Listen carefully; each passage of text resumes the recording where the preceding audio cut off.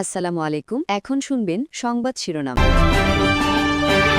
জ্বালানির সংকটে ব্যাহত ফসল উৎপাদন, থমকে গেছে সেচ পাম্প ও ট্রাক্টরের ব্যবহার, খাদ্য নিরাপত্তা ও মূল্যস্ফীতি নিয়ে শঙ্কা বিশ্লেষকদের।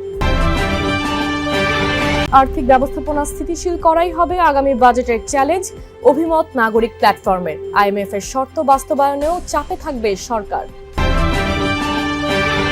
দোকানে বাকি টাকা নিয়ে বাকবেতনটা জেরে হবিগঞ্জে দুই পক্ষের মারামারি, মাদারীপুরে দুই কিশোর গ্যাংয়ের দফায় দফায় সংঘর্ষ, শতাধিক ককটেল বিস্ফোরণ। রংপুরের গঙ্গাচড়ায় মানবেতর ৩ কাটছে শিলাবৃষ্টিতে ক্ষতিগ্রস্ত ৫ শতাধিক পরিবারের। সরকারি সহায়তার দিকে তাকিয়ে সবাই। এতক্ষণ শুনছিলেন সংবাদ শিরোনাম, এখন শুনবেন বিস্তারিত। তীব্র হচ্ছে জ্বালানি তেলের সংকট, ডিজেল সংকটে ব্যাহত হচ্ছে কৃষি উৎপাদন, বেড়েছে কৃষি উৎপাদন ব্যয়। কৃষকের জন্য আলাদাভাবে দেয়া হচ্ছে না জ্বালানির নিশ্চয়তা। সেচ পাম্পের মাধ্যমে পানি উত্তোলনও থমকে গেছে। ট্রাক্টর দিয়ে জমি চাষেও বেড়েছে ব্যয়। বিশ্লেষকরা বলছেন, কৃষি উৎপাদন অব্যাহত রাখতে জ্বালানি তেলের নিশ্চয়তা দরকার, তা না হলে ব্যাহত হবে খাদ্য নিরাপত্তা, বাড়তে পারে মূল্যস্ফীতি। ফসল উৎপাদনের জন্য জমি প্রস্তুত করছে কৃষক।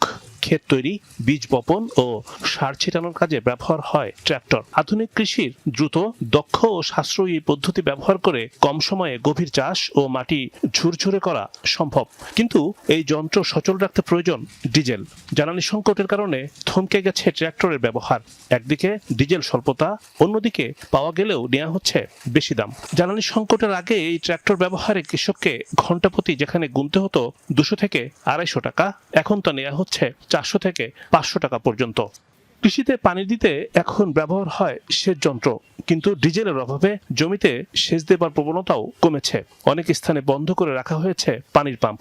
বৃষ্টির কারণে এখন কিছুটা স্বস্তি মিললেও জ্বালানির দুষ্প্রাপ্যতায় কৃষকের কপালে এখন দুশ্চিন্তার ভাঁজ। বাংলাদেশের সেচ ব্যবস্থায় প্রায় পুরোটাই ডিজেল চালিত এই পাম্পের উপর নির্ভরশীল। মধ্যপ্রাচ্যের যুদ্ধকে কেন্দ্র করে বিশ্ববাজারে হু হু করে বাড়ছে এই জ্বালানির দাম। ফলে বাংলাদেশের যে কৃষি উৎপাদন, তার মূল্য বৃদ্ধিরও একটি শঙ্কা তৈরি হয়েছে।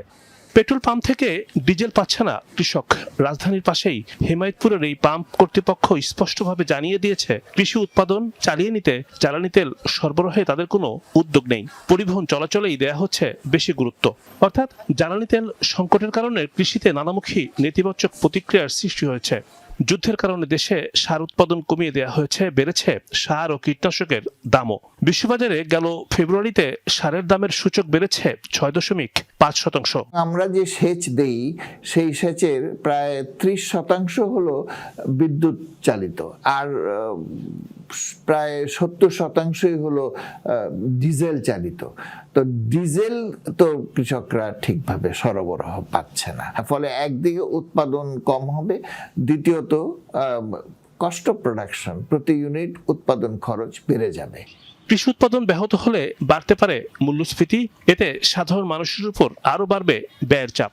গত ৪ বছর ধরে টানা আমাদের খাদ্য মূল্যস্ফীতি অনেক উঁচুতে। পার্শ্ববর্তী দেশগুলোর চেয়ে বাংলাদেশে খাদ্য মূল্যস্ফীতি অনেক বেশি। এখন যদি উৎপাদন, বিশেষ করে বড় উৎপাদন যদি বিঘ্নিত হয়, তাহলে কোনো ক্রমেই খাদ্য মূল্যস্ফীতিকে টেনে নিচে নামানো যাবে না। কৃষির সার্বিক উৎপাদন টিকিয়ে রাখতে প্রয়োজনীয় জ্বালানির নিশ্চয়তা দিতে সরকারের নজরদারি বৃদ্ধির বিকল্প নেই।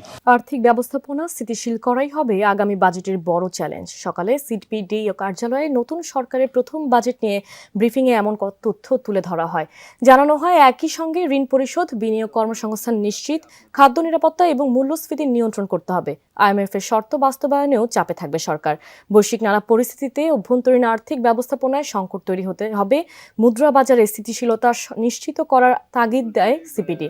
বলা হয়, অভ্যন্তরীণ আয় বৃদ্ধির বিকল্প নেই। মধ্যপ্রাচ্যের যুদ্ধ দেশের অর্থনৈতিক দুর্বলতাকে আরও প্রকট করেছে। এমন পরিস্থিতিতে কঠোর আর্থিক ব্যবস্থাপনা দরকার, কিন্তু সরকার সেই নেই বলে মনে করে সিপিডি। ইরান সম্পর্কিত যে যুদ্ধ, এখন তেলের দাম ইত্যাদি, যোগাযোগ ইত্যাদি যে নতুন পরিস্থিতি হচ্ছে, এগুলি সবগুলো আমার যে এই সমস্ত দুর্বলতাগুলো ছিল, এই দুর্বলতাগুলোকে আরো বেশি প্রকট করে তুলছে। আজকে যখন আমার এই তেলের দামে এই ধাক্কাটা আসতেছে, তখন ওই দায় দেনা পরিস্থিতির কারণে যতখানি আমি বিদেশ থেকে ধার করে এনে, এমনকি এই যে এডিবি বা অন্যান্য দেশের থেকে ঋণ নিয়ে করতে পারতাম, সেই জায়গার সক্ষমতাটাও কিন্তু আমার সংকুচিত হয়ে গেছে। হবিগঞ্জের লাখাইয়ে দোকানের বাকির টাকা নিয়ে দুপক্ষের মধ্যে তুমুল সংঘর্ষ হয়েছে। এতে আহত হয়েছেন অন্তত 30 জন। দুপুরে উপজেলার মুরিয়াউক ইউনিয়নের সুনেশ্বর গ্রামে এই ঘটনা ঘটে। পুলিশ ও স্থানীয়রা জানায়, 2 দিন আগে গ্রামের জালাল মিয়ার দোকান থেকে এলাকার রসুম আলী বাকিতে পণ্য কেনেন। পরে দোকানদার পাওনা টাকা চাইলে দুজনের মধ্যে বাকবিতণ্ডা হয়। দোকানদারের দাবি তার পাওনা 185 টাকা আর রসুম আলীর দাবি মাত্র 30 টাকা দিনে আছে তার। এই নিয়েই দুপক্ষের লোকজনের মধ্যে উত্তেজনা ছড়ায়। এক পর্যায়ে দেশীয় অস্ত্র নিয়ে সংঘর্ষে জড়ায় তারা। খবর পেয়ে পুলিশ গিয়ে পরিস্থিতি নিয়ন্ত্রণে আনে। আহতদের লাখাই উপজেলা স্বাস্থ্য কমপ্লেক্স সহ বিভিন্ন হাসপাতালে ভর্তি করা হয়েছে। এলাকায় মোতায়েন রয়েছে অতিরিক্ত পুলিশও। এদিকে মাদারীপুরে 2 কিশোর গ্যাংয়ের মধ্যে দফায় দফায় সংঘর্ষে শতাধিক ককটেল বিস্ফোরণের ঘটনা ঘটেছে। আহত হয়েছে 5 জন। পৌর শহরের থানতুলি এলাকায় গতকাল সন্ধ্যা থেকে শুরু হওয়া সংঘর্ষ চলে ভোররাত পর্যন্ত।